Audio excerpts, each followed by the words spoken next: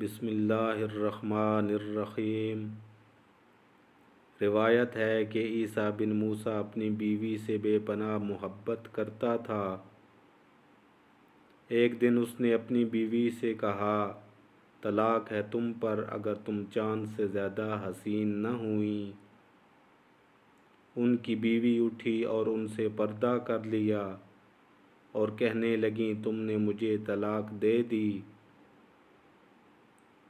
وہ رات دونوں پر بہت بھاری گزری۔ پھر جیسے ہی صبح ہوئی وہ خلیفہ منصور عباسی کے پاس پہنچا اور انہیں ساری بات بتا دی اور کہنے لگا، یا امیر المومنین، اگر اسے واقعی طلاق ہو گئی تو رنج و غم مجھے گھیر لیں گے اور موت مجھے زندگی سے زیادہ عزیز ہوگی۔ اس کی یہ حالت دیکھ کر خلیفہ منصور عباسی نے فقہا کو بلوایا اور ان سے اس مسئلہ کا فتویٰ معلوم کیا، تو فقہا نے فتویٰ دیا کہ عیسیٰ بن موسیٰ کی بیوی کو طلاق ہو گئی، علاوہ ایک آدمی کے جو امام ابو حنیفہ کے ساتھیوں میں سے تھے۔ وہ خاموش رہے اور کچھ نہ کہا۔ تو خلیفہ منصور نے ان سے کہا، آپ کیوں نہیں بول رہے؟ تو انہوں نے سورۃ والتین کی یہ آیات پڑھیں، بسم اللہ الرحمن الرحیم،